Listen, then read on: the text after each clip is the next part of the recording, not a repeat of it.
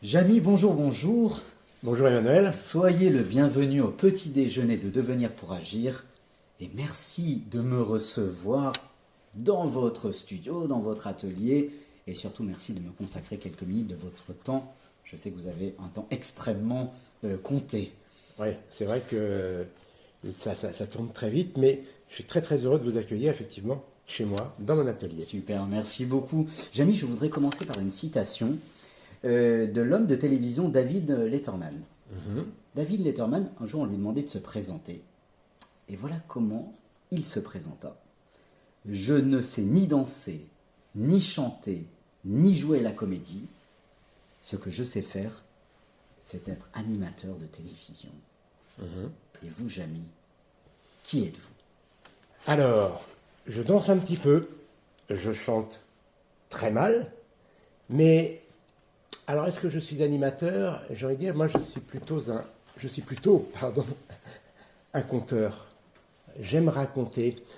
Et il se trouve que j'ai appris à raconter la science. Donc je me considère comme étant un passeur, un trait d'union entre les sachants et ceux qui ont envie de savoir, ou même s'ils n'ont pas envie de savoir, qui sont contents d'apprendre.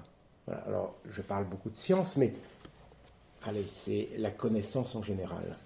Alors, tous ces concepts-là, on va les approfondir de manière humaine, philosophique. Et Jamy, votre plus belle qualité, non pas comme les autres vous voient, mais comment vous voyez vos plus belles qualités? Alors, j'ai le droit à 2 mots. Voilà. Allez-y. Je pense être patient, endurant, et allez, un 3e mot qui pour moi est une qualité, mais qui pour les autres peut être un défaut. Je suis très exigeant. Voilà. Et l'exigence, je trouve ça c'est magnifique, parce que ce qui permet de finalement, de par votre exigence, d'être arrivé là où vous êtes arrivé. Vous disiez à l'instant que vous êtes passeur, j'aime beaucoup ce mot-là, vous racontez la science, d'autant plus que vous n'aviez à l'origine aucune notion scientifique, d'autant plus que vous avez fait un bac littéraire. Tout à fait, tout à fait. Quelle est cette curiosité qui vous a conduit ici? Et surtout, comment définissez-vous la curiosité? Alors, je crois en fait que c'est un processus. Quand j'étais lycéen, c'est pas que je n'aimais pas les disciplines scientifiques, mais sûrement qu'à un moment donné, au passage de l'adolescence, peut-être parce que je n'ai pas été assez bien encadré, à un moment donné, j'ai décroché. Et je suis passé à côté des disciplines scientifiques à ce moment-là. C'est-à-dire que je n'ai pas pris le temps de comprendre que la science ne se résumait pas uniquement à une histoire de formules qu'il fallait appliquer face à un problème.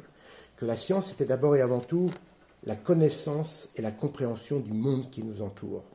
Donc je suis passé à côté et finalement je suis allé chercher des réponses à ces questions à travers la littérature.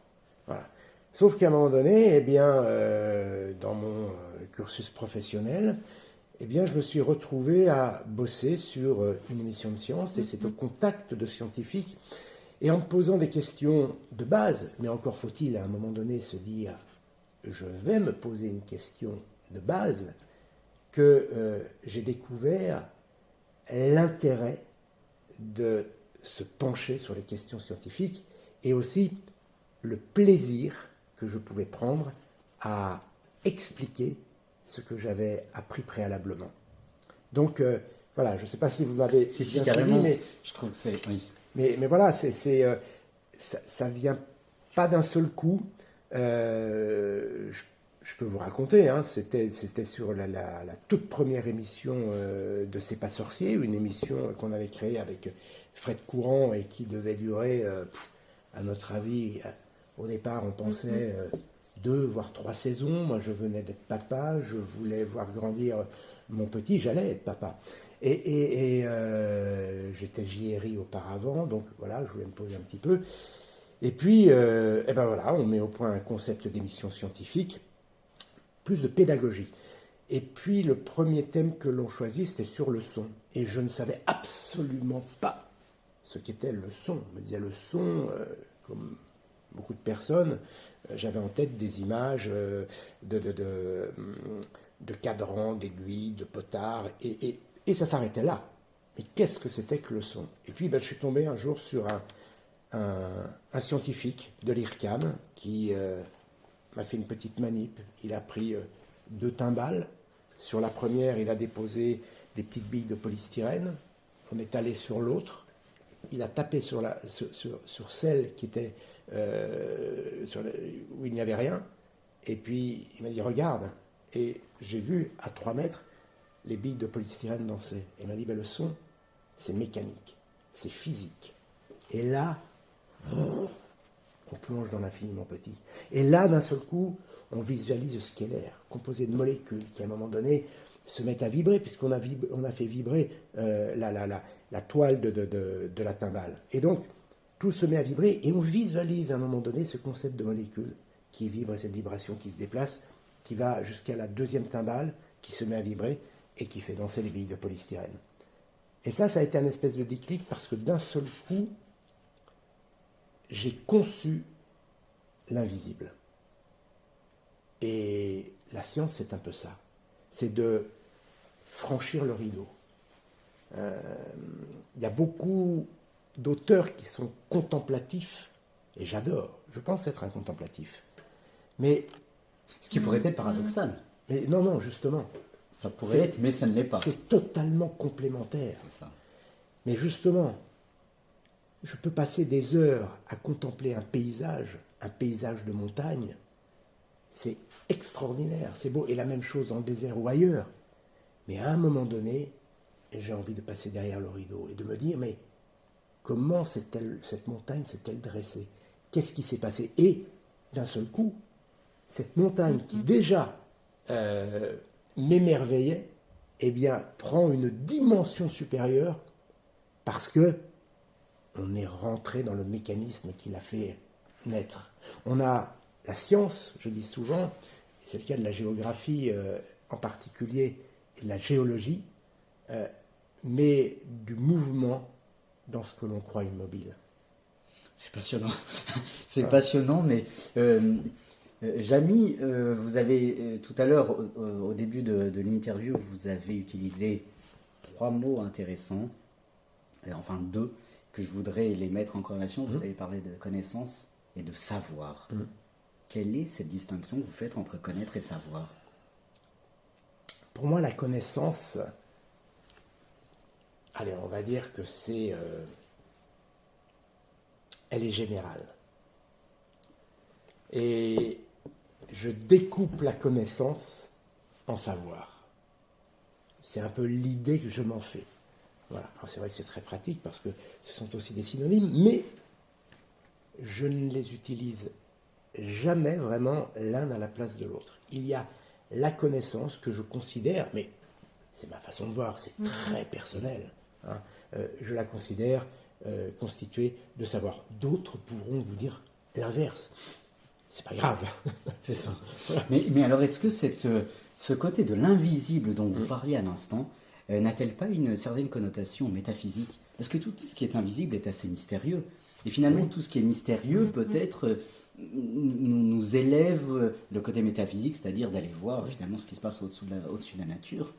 Est-ce que ce côté-là ne vous... Alors, évidemment, on peut se poser la question. Mais je ne vais pas jusque-là. Je m'arrête souvent dans, je vous disais, dans la compréhension de ces phénomènes, dans la compréhension de ces concepts.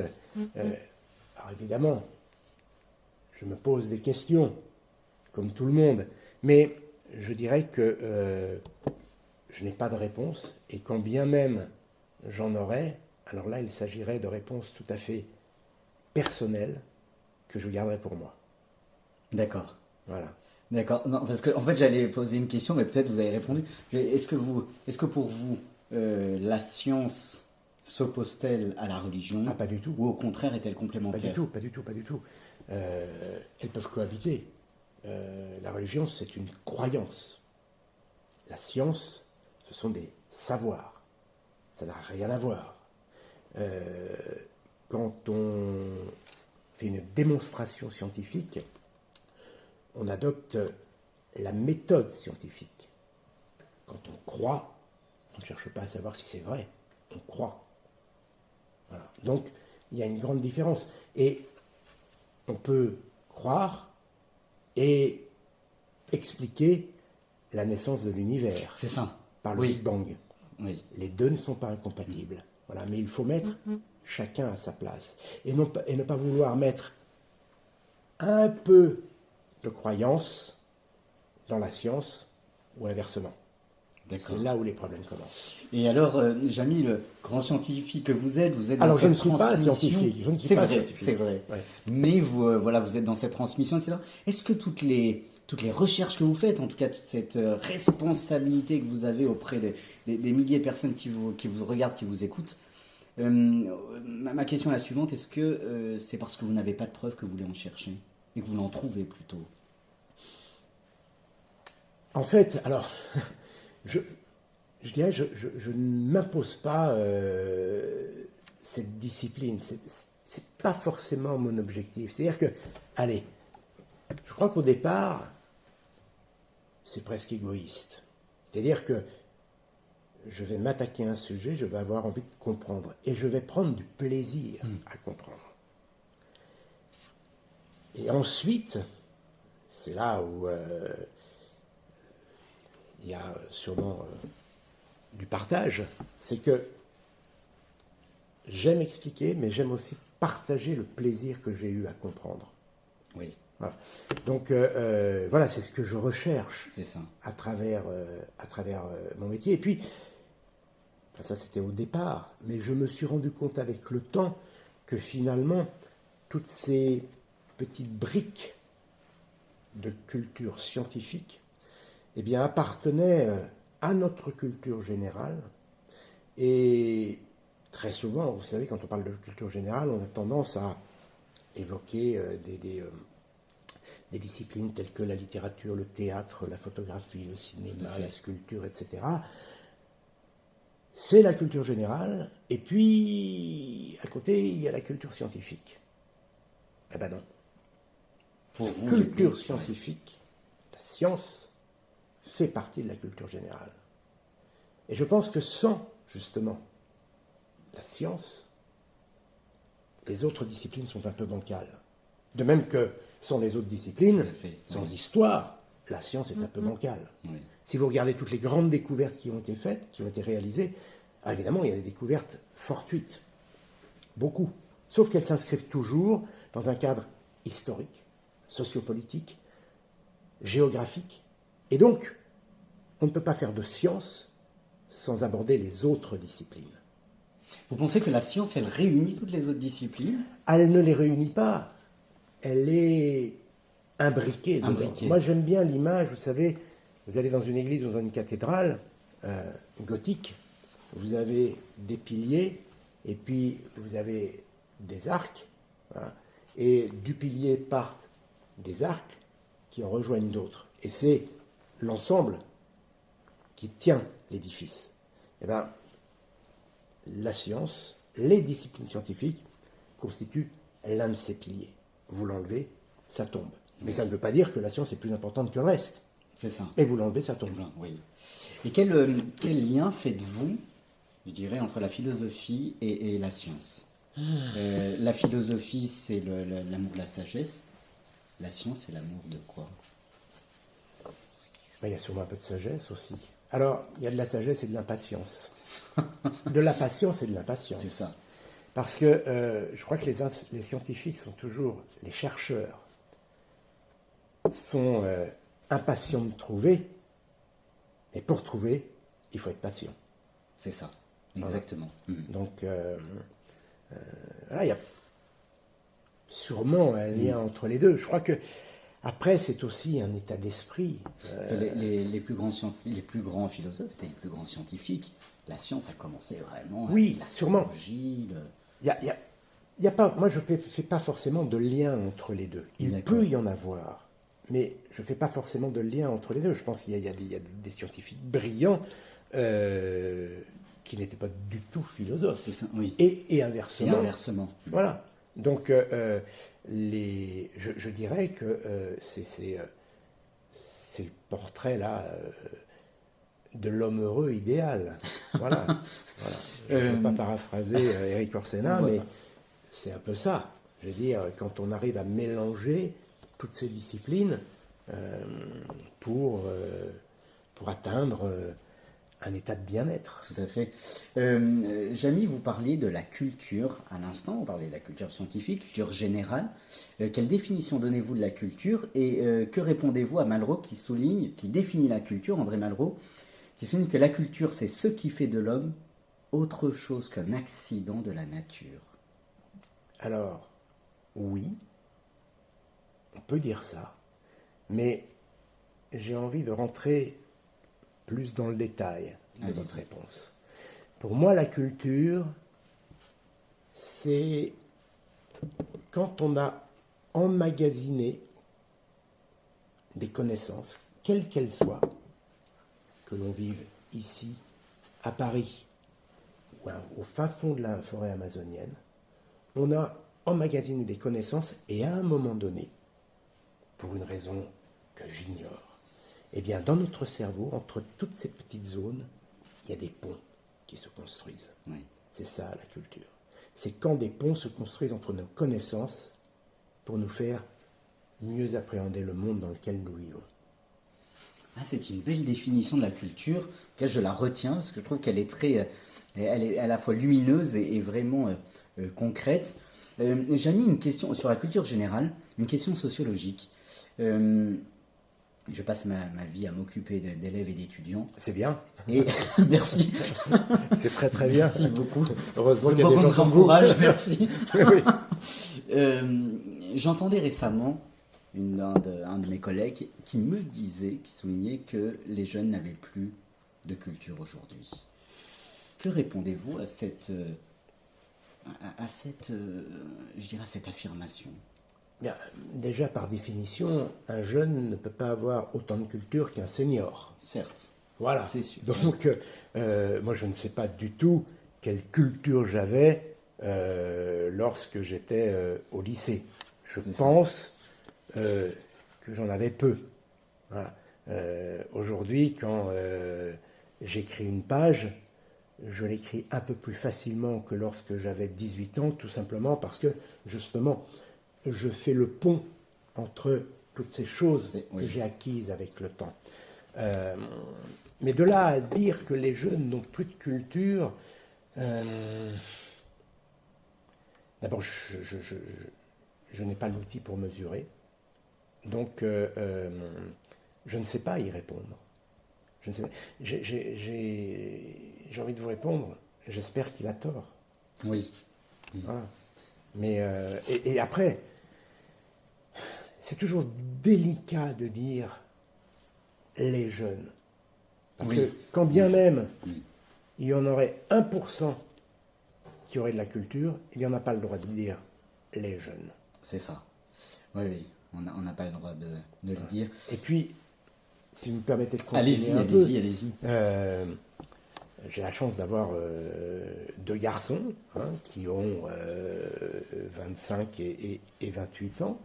Je vois très bien qu'aujourd'hui, ça reprend un petit peu ce que je disais tout à l'heure, ils sont davantage cultivés que ce qu'ils étaient lorsqu'ils avaient 17 ans. Oui.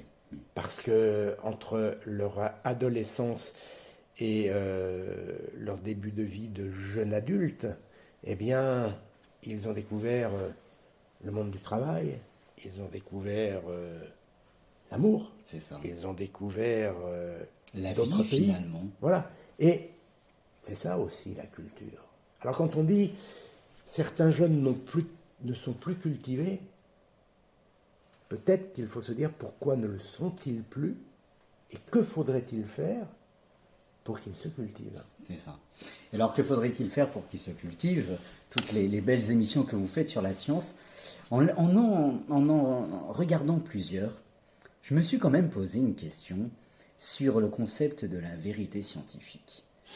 Oula. Autrement dit, je me suis dit, mais finalement, ce que fait notre ami Jamy, est-ce qu'il nous conduit ou est-ce qu'il nous permet de nous approcher de la vérité scientifique? Jamy, ma question est toute simple. Mais finalement, pour vous, la vérité scientifique existe-t-elle? Et que répondez-vous? Parce que j'aime bien que vous répondiez à des penseurs. Henri Michaud qui dit que toute science est une nouvelle ignorance. Oui. Et donc, si toute science est une nouvelle ignorance, Oui. alors la science est-elle vraie? La vérité scientifique. L'histoire de la science, c'est l'histoire de l'ignorance. Certes, c'est vrai. Donc, c'est vrai. voilà. Toute science est une nouvelle ignorance. Ben oui, parce que, je veux dire, quand on ouvre une porte, ça ne veut pas dire que derrière, on arrive au bout du couloir. En général, on ouvre une porte, et derrière, il y en a une autre. Mhm. Et parfois, il y en a plusieurs sur le côté. C'est ça. Donc, voilà, je crois que chaque fois, chaque découverte, regardez l'histoire des sciences. On pense avoir découvert quelque chose, on l'a découvert, mais ça suscite autant de nouvelles questions, même plus de questions que celles qu'il y en avait auparavant. Donc, voilà, c'est peut-être le sens de la citation d'Henri Michaud. Ouais.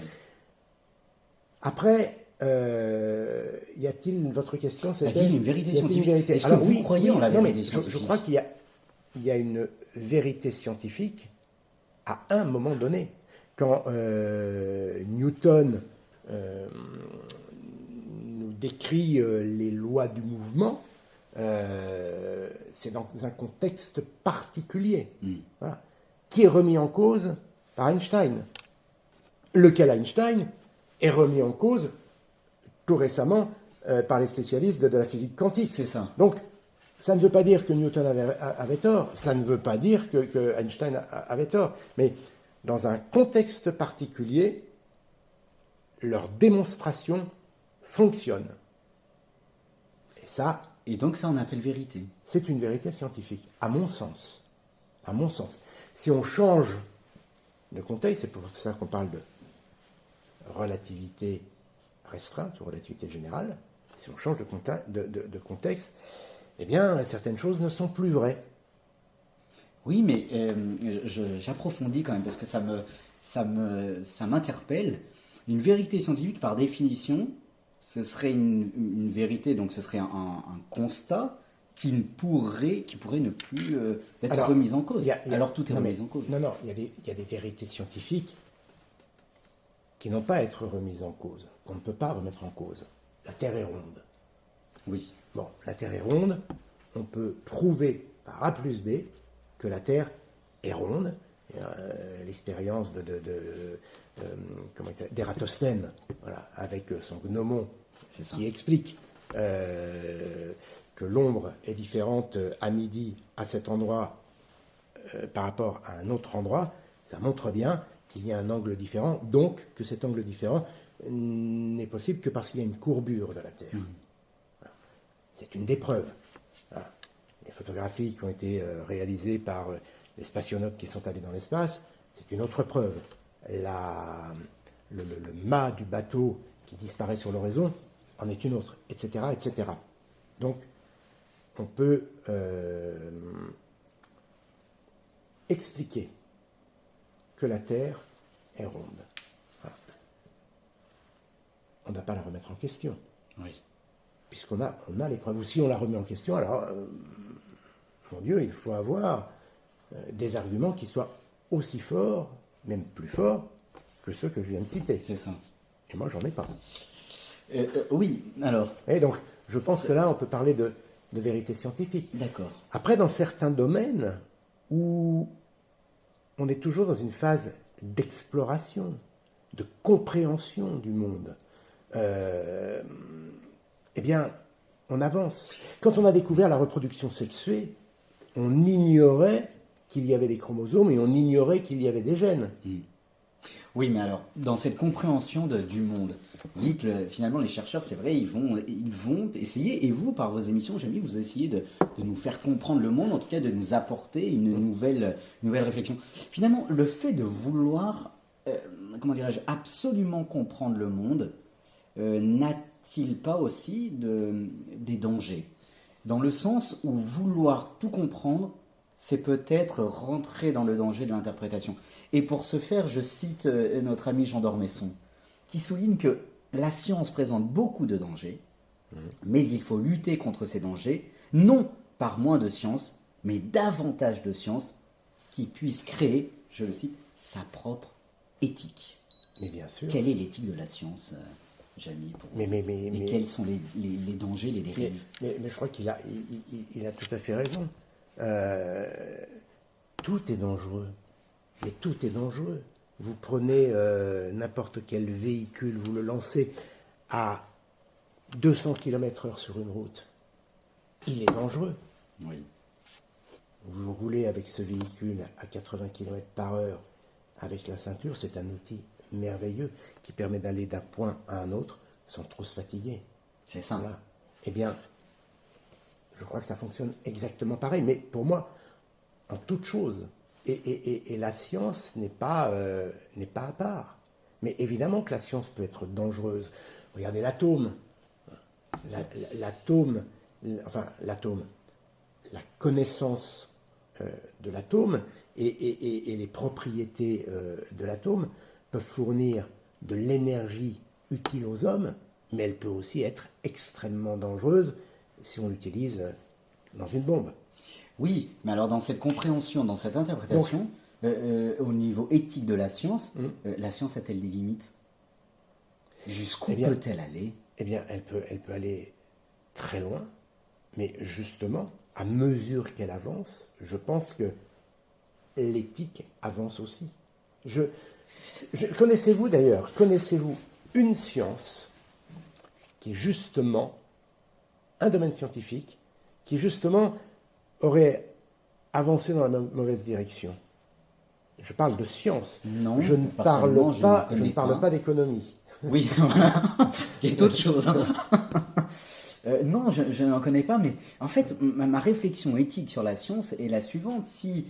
Est-ce qu'il ne faut pas mettre des limites à la recherche scientifique afin de ne pas dériver un jour avec les limites ? Mais comment mettre des limites sur des choses que l'on ne connaît pas ?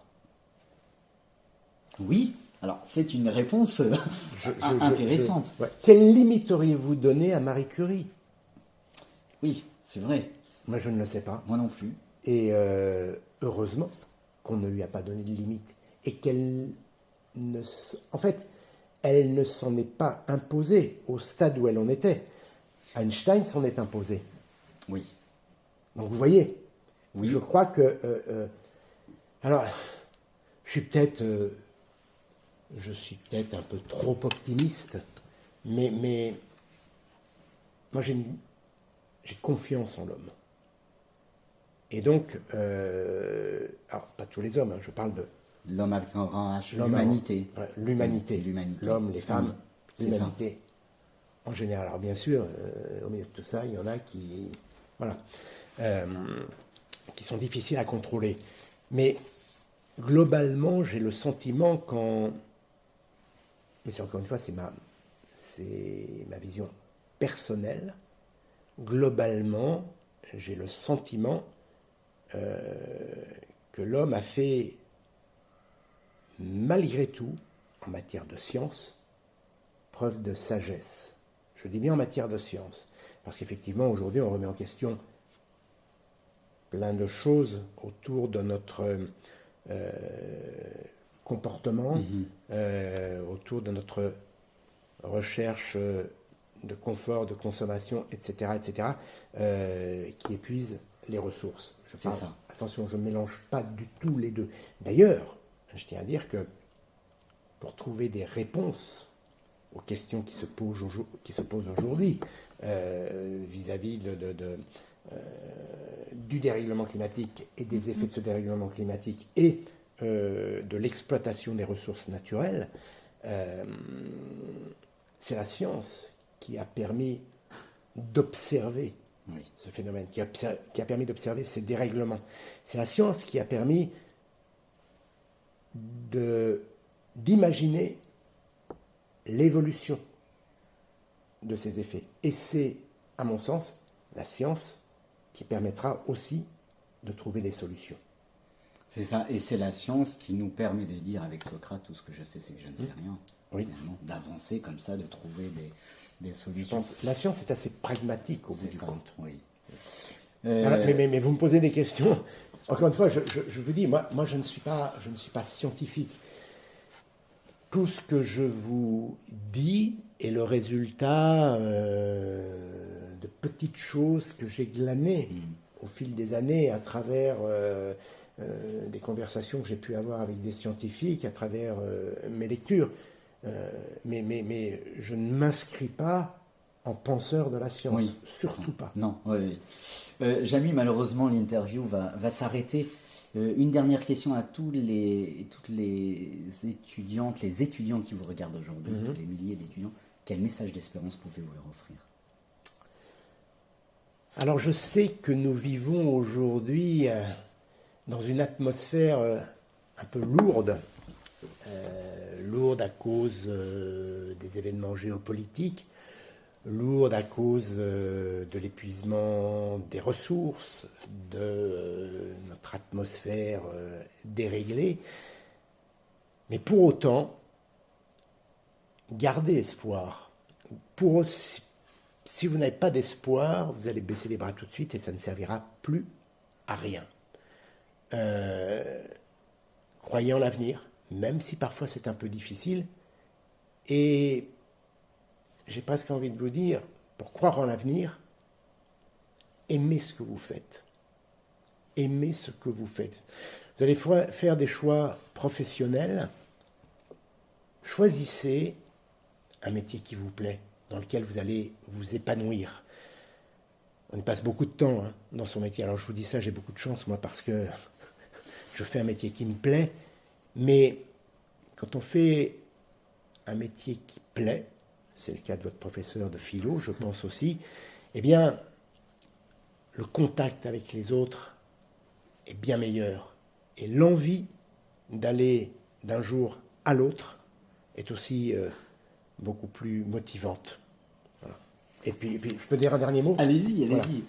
Très, très important dans cet univers aussi, on passe beaucoup de temps devant nos écrans.